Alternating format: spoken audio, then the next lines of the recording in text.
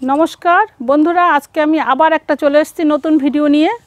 भिडियोटा होच्छे एकटा गाछ किभाबे रिपोर्ट करते हय सेटा निजे हाथे आपनादेरके देखाबो एबं गाछटाओ देखुन गाछटाओ माने एकदम नतून एकटा गाछ। यदिओ आमी दुई एकबार भिडियोते एई गाछटा शर्ट भिडियोते देखिয়েছি बा मने हय बड़ भिडियोतेও যখন नाकि अनेक रकम विदेशी गाछ देखाते चेয়েছি तखन आमी देखिয়েছি। तबु এইবারটা आमी एकदम शुधु এই গাছটার পরেই আজকে আমি পাল্টিয়ে আপনাদেরকে দেখাবো। তা চলুন শুরু করি। আমি তপতি বিশ্বাস, আমার ইউটিউব চ্যানেল ভাই ভাই নার্সারি @SRD। তো বন্ধুরা দেখুন আজকে আমি এই গাছটা রিপোর্ট করব। এই গাছটা দেখুন, গাছটার কত সুন্দর দেখতে, পাতাগুলো দেখুন, পাতাগুলো দেখলে মন ভরে যাবে।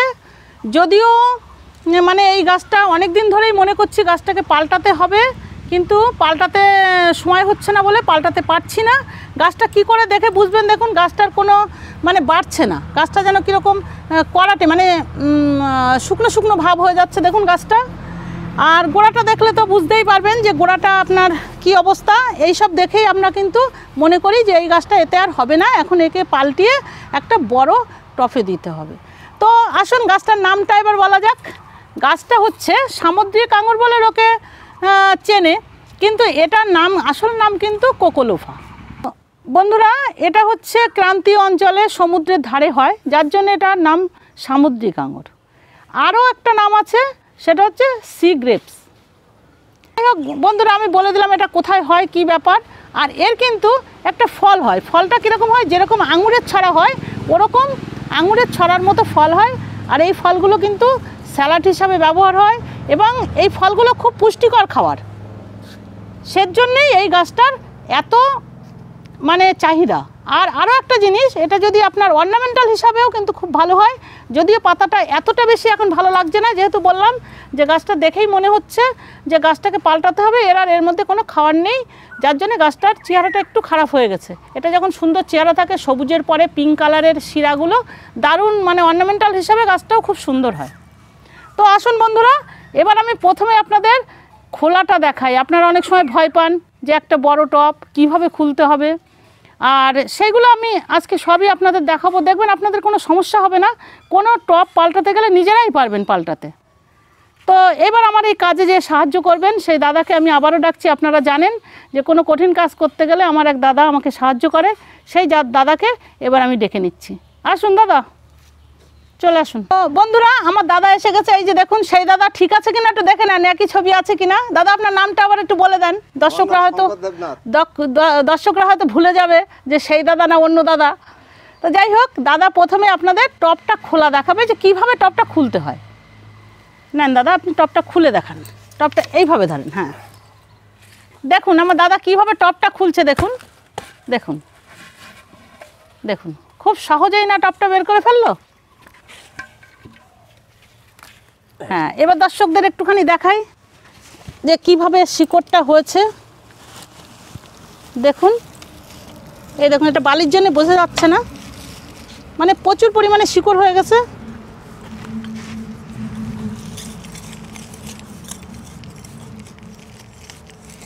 এই দেখুন বন্ধুরা প্রচুর পরিমাণে এর শিকড় হয়ে গেছে, সেজন্য এটা আর বাড়ছে না, মানে এটা আর কোনো খাবার পাচ্ছে না।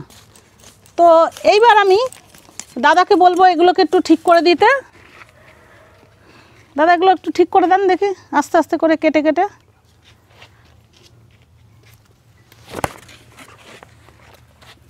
সুন্দর করে কালকে যেরকম করে দেখিয়েছিলাম, কাটবেন না কিন্তু, এরকম এরকম ঢুকিয়ে ঢুকিয়ে করেন, ঢুকিয়ে ঢুকিয়ে। হ্যাঁ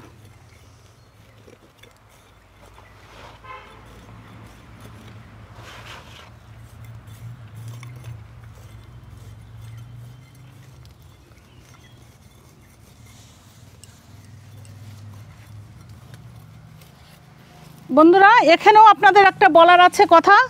দেখুন দাদা আমার কাছে দেন, আমি একটু দেখুন। বন্ধুরা আপনারা যখন অন্য কোনো গাছ পাল্টাবেন, বন্ধুরা এই গাছটার ক্ষেত্রে না, এই গাছটা কিন্তু আমি শিকড়টা পুরোটাই চারিদিকে কাটবো, কারণ গাছটা খুব শক্তপোক্ত এবং গরম।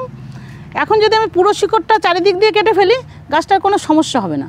কিন্তু দেখুন এটা আমি এই গাছের ক্ষেত্রে, কিন্তু আপনারা কিন্তু অন্য গাছের ক্ষেত্রে এটা কখনোই করতে যাবেন না যে চারিদিকে শিকড়টা কেটে ফেলবেন, তাহলে কিন্তু আপনাদের অনেকটাই সমস্যা হবে। সেই সময় আপনারা কি করবেন, যে কোনো একটা সাইডের এইভাবে একটা সাইডের শিকড়টা আপনাদের কেটে ফেলতে হবে। একটা সাইডের শিকড়টা কেটে ফেলে দিতে হবে এবং আরেকটা সাইডের শিকড় আপনাকে রাখতে হবে। কারণ যখন এই সাইডের শিকড়টা আমি কেটে ফেলবো তখন এই পাশের শিকড়টা রাখতে হবে। কেন রাখতে হবে? কারণ এই পাশের শিকড়টা দিয়ে গাছ খাবারটা নেবে। কিন্তু আমরা যদি পুরোটাই কেটে ফেলে দিই সেক্ষেত্রে দেখা যাচ্ছে যে সমস্যা হবে, মানে শিকড় যদি আমরা সব কেটে ফেলি সেক্ষেত্রে গাছটার কিন্তু খুব খারাপ অবস্থা হয়ে যেতে পারে। এই ক্ষেত্রে আমরা সেটা করব না। এই ক্ষেত্রে আমি পুরো গাছটাই, যেহেতু গাছটা শক্ত এবং এর ক্ষমতা আছে, পুরো শিকড় যদি চারিপাশ দিয়ে কেটে ফেলি তবুও কিন্তু এটা মাটির থেকে খাবারটা নিতে পারবে, কোনো অসুবিধা হবে না। আরও একটা বেশি কথা হচ্ছে, এটা শীতকাল না, এখন গরমকাল, এখন গাছ বাঁচাতে শিকড় কেটে ফেললে কোনো সমস্যাই হবে না।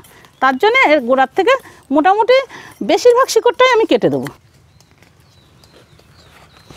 কাটবেন না, এইটা দিয়ে করেন, এইটা দিয়ে শিকড় কাটবেন না। শিকড়টা ওরকম করে আগে ঝরিয়ে নেন, তারপরে কোনটুকু বাড়তি শিকড় সেটা কেটে ফেলতে হবে।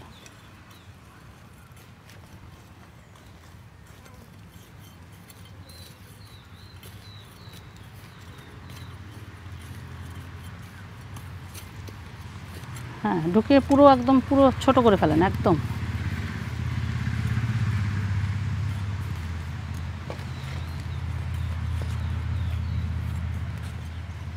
তারটা দাদা, তারটা আপনার পায়ের পিছনে।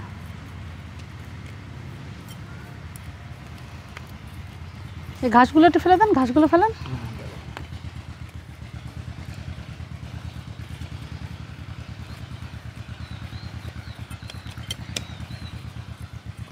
ব্যাস, আর দরকার নেই। এবার বাড়তি শিকড়টা কেটে দিই। ওই ঘাসগুলো ফেলে দেন একটু। দেখুন মাটিটা কিভাবে ঝরিয়ে ফেললাম। এবার আমি কিছুটা বাড়তি শিকড় কাটবো, কিন্তু আমি সব শিকড় কাটবো না, কিছু যেটুকু একদম বেরিয়ে গেছে সেটুকু আমি একটু একটু কেটে দিই, তাহলে কোনো সমস্যা হবে না। কিন্তু আপনাদের ক্ষেত্রে কিন্তু এতটা রিস্ক নিতে যাবেন না। অন্য গাছের কিন্তু এত শিকড় কেটে ফেললে গাছের কিন্তু প্রচুর পরিমাণে ক্ষতি হয়ে যাবে।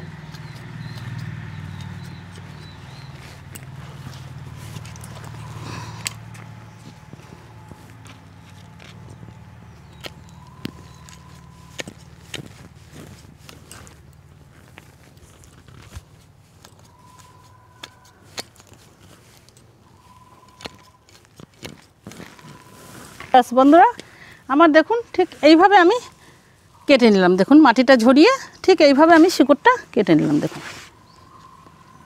এবার আমি টপে কি করে বসাবো সেটাও আপনাদেরকে দেখাবো।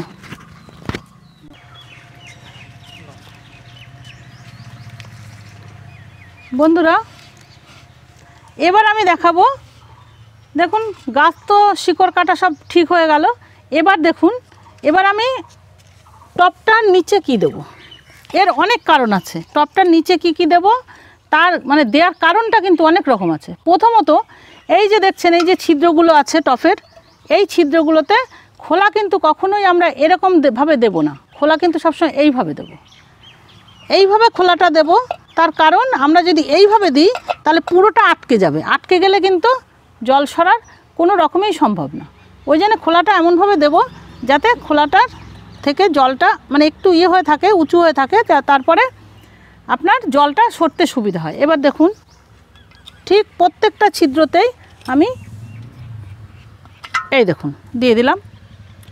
দেওয়ার পরে আমি কি দেব, দেওয়ার পরে দেবো আমি এই যে কুচো খোয়া। এটা আপনারা ইটের খোয়াও কিন্তু দিতে পারেন। আমি যদিও পাথরের খোয়াগুলো আছে তাই পাথরেরগুলোই দিয়ে দিচ্ছি। ঠিক এই খোলাটার উপরে দিচ্ছি যাতে ড্রেনের ব্যবস্থাটা ঠিকঠাক থাকে। দেখুন আমি কিভাবে দিচ্ছি।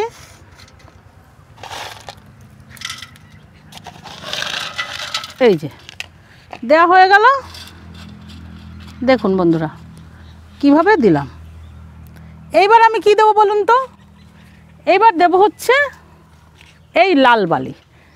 লাল বালি দেওয়ার কিন্তু কারণ আছে। প্রথমত এরপরে দিয়ে দিলাম এই যে দেখুন, এরপরে দিয়ে দিচ্ছি। এর উদ্দেশ্যটা হচ্ছে ভালোভাবে যাতে জলটা পাস হয়। আর একটা জিনিস হচ্ছে, সেটা আরও বন্ধুরা বলি আপনাদের, এটা তো একটু উঁচু করে দেবেনই। আর এই যে পুরো পুরো এই যে নিচের জায়গাটা যদি একটু বালি দেওয়া যায় তাহলে কিন্তু আরেকটা জিনিস খুব ভালো হয়, সেটা হচ্ছে আপনারা যখন গাছ রিপোর্ট করবেন দেখবেন খুব সহজেই গাছটা খুলে আসছে। এটা কিন্তু একটা খুব ভালো জিনিস। ওর জন্যে মানে এই ছিদ্রর জায়গাটা দেওয়ার পরে আপনারা নিচে একটু লাল বালিটা দিয়ে দেবেন। এইবার মাটি দেওয়া শুরু করব। এইবার বন্ধুরা দেখেন মাটিটা দেব। আমি কিন্তু আগেও আপনাদের বলেছি আমি যে মাটিটা পাল্টাবো আমি মাটির সঙ্গে নানান রকম মিশিয়ে দেওয়াটা খুব একটা আমি মানে ভালো মনে করি না বা দিইও না। আমি কিন্তু মাটিতে দেখুন ফসফেটটা মেশাই, একটু ফসফেট মেশাই, একটু ফাঙ্গিসাইড মেশাই। তো ফসফেটটা দেখুন মিশিয়ে রেখেছি মাটিতে, এই দেখুন মাটিতে দেখাই যাচ্ছে, এটা আগেই মেশানো ছিল মাটিতে আর কি, মিশিয়ে রেখেছিলাম পাল্টাবো বলে, এটা আর আপনাদের দেখালাম না। তো এই মাটিটাই এই ফসফেট আর ফাঙ্গিসাইড মেশানো মাটিটাই আমি কিন্তু টপে দিচ্ছি যাতে না সরে যায়, সেইভাবে দেন। যদিও দাদারে বেশি কিছু বলা লাগে না, দাদা টপ পাল্টায় আমার সাথে বা একাও পাল্টায়। বন্ধুরা যখন আপনারা পাল্টাবেন এটা কিন্তু খেয়াল রাখবেন যেন মাটি দিতে গিয়ে কোনোভাবে ওই খোলাটা বা খোয়া এগুলো সরে না যায়।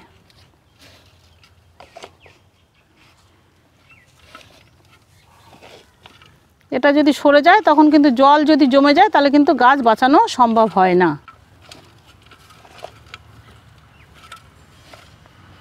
ব্যাস আর লাগবে না মনে হয়। দেখুন বন্ধুরা এইবার আমি গাছটা বসিয়ে দিচ্ছি। নেন এবার দেন মাটি, গাছটা যাতে সোজা হয়ে যায়।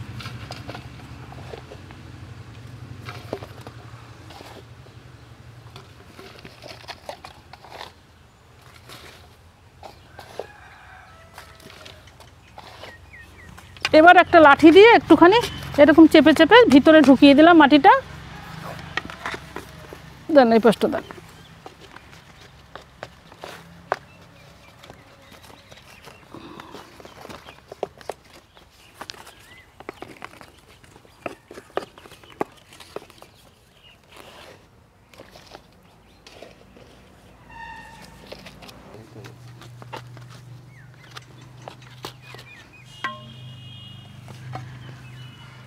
বন্ধুরা আমার গাছটা কিন্তু রিপোর্ট করা হয়ে গেল। এবার আমি এর খাবারটা উপরে দেবো। আমি এই ক্ষেত্রে আমি দেবো 10-26-26 10-26-26 দেবো, মানে 10 ভাগ হচ্ছে নাইট্রোজেন আর হচ্ছে 26 হচ্ছে পটাশিয়াম আর 26 হচ্ছে ফসফরাস। তো এইটা দেওয়ার উদ্দেশ্য কারণ হচ্ছে আমি গাছটা আমাকে বাড়াতে হবে। বাড়াতে এই কারণে হবে কারণ আমার ফল ধরানোর জন্য আমার অন্য গাছ আছে, সেই গাছে ফল ধরাবার, এই গাছটা আমাকে বাড়াতে হবে যাতে এর থেকে আমি প্রোডাকশানটা করতে পারি তাড়াতাড়ি।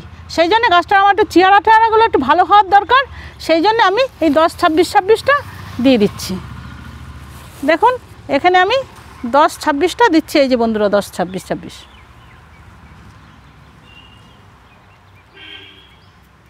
আর একটু কি দেবো, একটু দেব এই হাড়ের গুঁড়ো।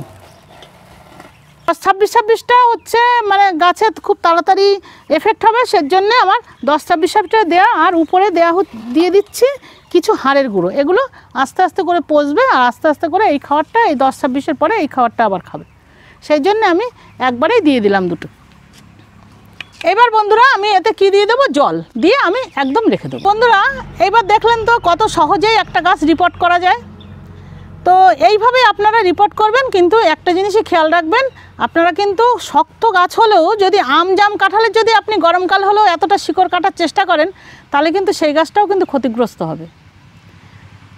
এটা যে ধরনের গাছ, এটার আমি যদি শিকড়টা যেভাবে কাটলাম কোনো ক্ষতি হবে না, আপনারা কাটলেও ক্ষতি হবে না।